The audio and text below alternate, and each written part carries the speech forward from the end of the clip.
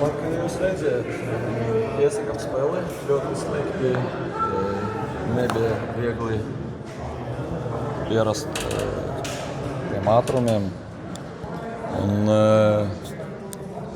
par pirmajām minūtēm, protams, neesam apmierināti ar tam, bet pēc tam it kā iegājām spēlē, guvām vartus, un es redzēju, ka neesam slikta komanda uz šī fona, bet kopumā pretinieks mūsu kļūdas izmantoja ļoti labi, un kaut kur tās brīvās zonas, kur mēs ļāvām pretiniekam ieskriet, bija problēmas ar to. Kopumā varu teikt, ka mēs kā komanda šodien nebijām tā labākajā stāvoklī. Mēs neparādījām to visu, uz ko mēs esam spējīgi. Piemēram, spēle pret Bodu, kad mēs zaudējām 0-4, tur es biju vairāk apmierināts nekā šodien, jo tiešām es redzēju, ka mēs varam nospēlēt labāk gan spēles satura, gan arī rezultātā. Tu jau pieminēji sākumā, šķiet tas ātrums un tas viņa presings tomēr bija jaudīgs, vai ne? Laikam nebijāt gatavi. Es nedomāju, ka presings bija jaudīgs. Es domāju, ka lēmumu pieņemšana bija nepareiza, jo gan pirmajā minūtē tā izveidota situācija pēc mūsu kļūdas lēmumu pieņemšanai. Arī zaudētie vārti, arī lēmums nebija pareizs. Tehniski kaut kāds brācis, bet ja mēs gribam spēlēt šādā līmenī, tad mums jāadaptējas un nākamajās spēlēs mēs nevaram atkal pieļaut šādas kļūdas. Manuprāt, divi dažādi puslaiki, jo pirmajā viņi vairāk izmantoja mūsu kļūdas, vai ne? Otrajā paši vairāk izveidoja tas vārtiešu gūmus. Es domāju, ka trešie vārti tie bija mūsu kļūda točni. It kā pirmais puslaiks, otrā puse bija laba. Cerējam, ka tāpat sāksim otro puslaiku. It kā iesakam arī diezgan labi, bet tās situācijas, kuras viņi varēja izmantot, mēs netikam galā. Kopumā, zinot šīs sastāvu problēmas ar savainotiem, kā tu vērtē? Izdevās kaut kādā veidā vismaz šos līderus aizstāt ar citiem spēlētājiem? Ir daži spēlētāji, par kuriem es varu teikt, ka viņi šodien ļoti labi sevi parādīja. Labus vārdus var teikt par Lašu, par Dimu Ziļenkovu. Jā, protams, gan Žiga, gan Pana, gan Janka, viņi bija labā līmenī. Mums izdevās. Protams, ka nebija daudz spēlētāju, kuri var atsvaizdzināt. Domāju, ka visi tie, kas izgāja uz maiņu, nav tā, ka parādīja labu sniegumu. Ko var uz nākamajām spēlēm tādu labu paņemt? Vai pieredzi vai ko citu turpinājumu? Protams, tā ir pieredze. Katrs zaudējums tas ir mācības. Protams, šādas spēles arī bija iepriekšējās. Dažas labas spēles, kur kaut kas līdzīgs bija. Bet būs ļoti daudz šādu spēļu. Protams, ka mums jāizanalizē un visas mūsu vājās puses uz šāda fona ir redzamas. Lai labs turpināt. Paldies. Par Zelenkova pozīciju, par šo izvēli, centra pusargs, pēc tam korekcijas pēc pirmā puslaika, pēc pārtraukuma, ar ko bija tas viss saistīts, kā tas bija tos domu gājiens? Kā jūs redzat, mums nav daudz spēlētāju arī uz soliņa, un bija tāda ideja, ka gribējām, lai būtu kaut viens spēlētājs uzbrukumā, kas var atsvaidzināt. Mēs cerējām uz Džiki, ka viņš būs šāds spēlētājs, kā pret Rīgu viņš laukumā iznāca otrajā puslaikā, ļoti atsvaidzināja spēlē, arī bija tādas cerības. Tāpēc vajadzēja to sastāvu tā salikt. Mēs zinām, ka Dmitrijs šāda pozīcija viņš arī izlasa spēlē, pirms tam spēlē, un ļoti daudz viņa funkcijas bija līdzīgas kā spēlējot malā, piemēram. Viņš ļoti labi spēlē gan pirmo puslaiku, tā pozīcija, gan otro puslaiku, cita pozīcija. Esmu apmierināts ar viņa sniegumu.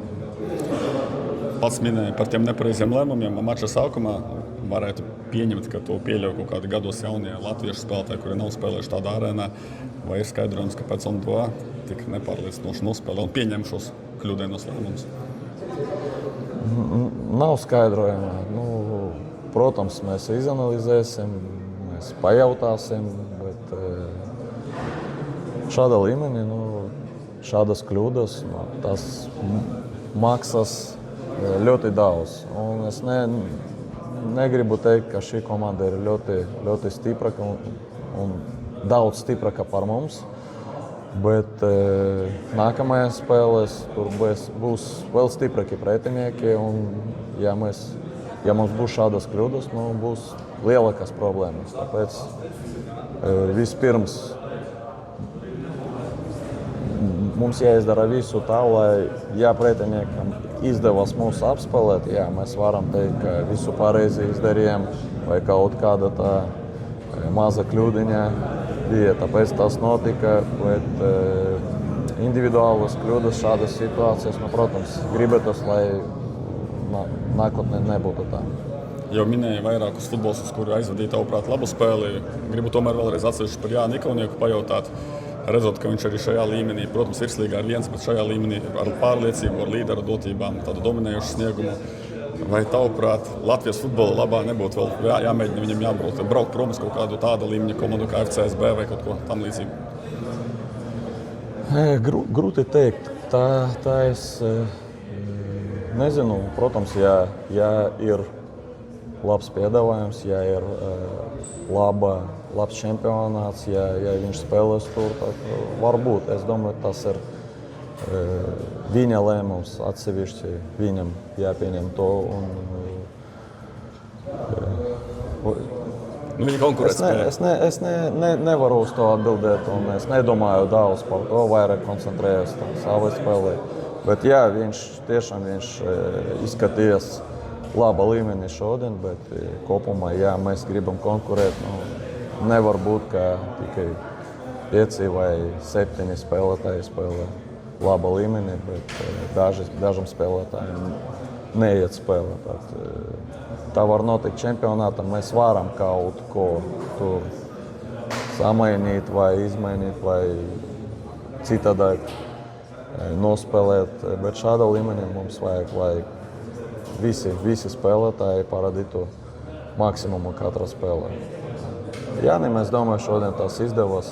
Bija lieliskas piespēles arī partneriem, bet ja pretinieks izmanto šādas situācijas, mums vajag drusku vairāk laika, drusku vairāk pieskarienu šādam situācijām, bet šādā līmenī nav tik daudz laika.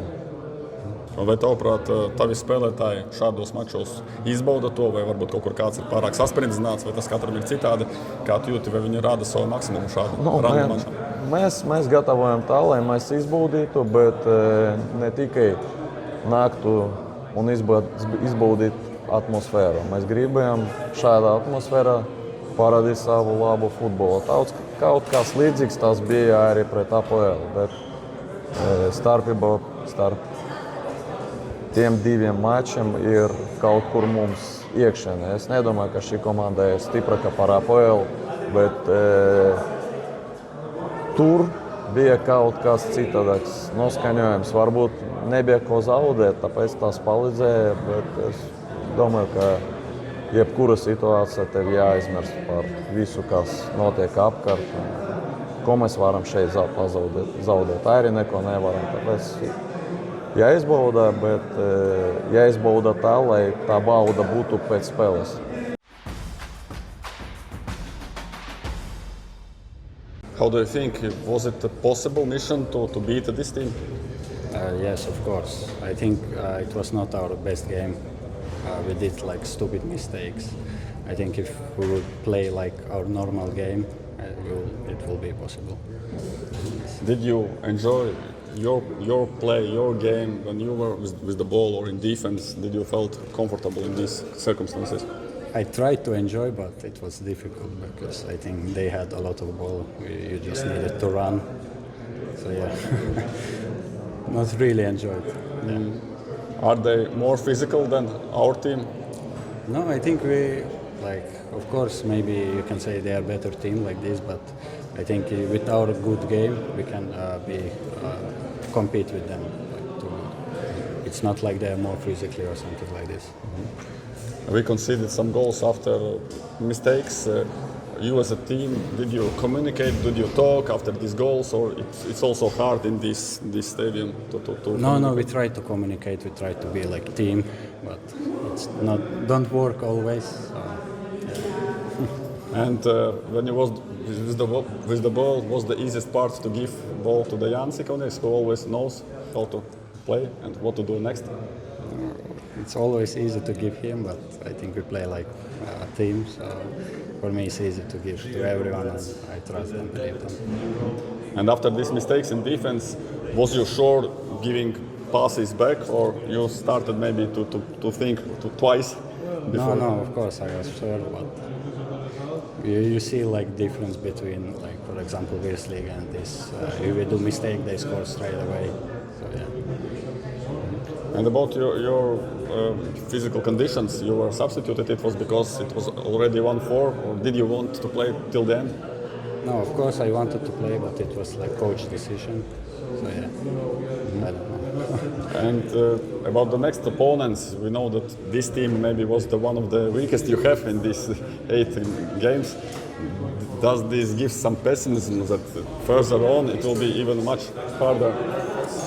No, I think now we know how it's playing Europa League. We try to be much better, so we try to learn from this, and hopefully play better at next games, even if they are better opponents. And how do you think what RFS need to be closer to this opponent?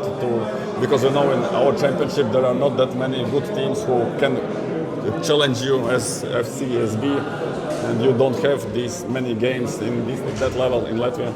How to progress in this? I don't know how to, but now we try to progress. Now we have these games, so we'll have 7 games more. So hopefully we play these 7 games good and try to learn something for the next season. And their fans, was this a joy to play with these fans, or maybe someone made you angry that they are supporting them, not you? No. I think every footballer enjoys this because it's so nice to play when like even they support them. But still, I heard sometimes how our fans sing and support us, so it was good. What emotions and what feelings did you have when you scored a goal, historical goal for RFS? I was happy at the moment, of course, but now I would trade it easily for the win, or for at least a point. So yeah, it's nice feeling, but after 4-1 defeat, it don't mean so much as it meant if you win the game. About this, your goal, technical question, did you try to put ball in that side of the goal, or it was just a shot in hurry? No, it was fast thinking, fast reaction. I knew I had to do a good first touch because there was not much time to shoot, and I shoot it and it went in. That's all. And what are the main reasons for conceded goals? Just individual mistakes or as a team? Well, we had individual together with the team mistakes. In this level, every small detail matters, and we did too many details wrong, and that's why we conceded all the goals, and we also gave them some more opportunities. So we have to learn from that and not repeat it next time. After one mistake on the pitch, what is the way of communicating? Are you angry each other, or are you relaxing, or what are the words to find during the game? No, we are very rarely arguing. Sometimes when you feel maybe we are down, you can say something with argue voice, but today it was zero arguing, just positive words. You know, we are sportsmen, we always try to win and to perform good, but we have to understand that this is very quality level of football. We are coming from Latvia, we are first time in this competition, so all of this is something like extra, we have to enjoy it. Of course, try to take some points, but at the same time, we need to understand that we have a lot to improve if we want to play this level. And finally, individually about you, did you feel good under pressing, under these circumstances that you need to make fast decision? It's like different, not like in Latvia. Did you feel good? Yes, I felt good. Really, I tried to enjoy the game, and of course, it's hard to enjoy when you're losing 4-1. But what was going through my mind, it was that you never know when we're going to make Europa League again. So I tried to just give my best and enjoy the moment.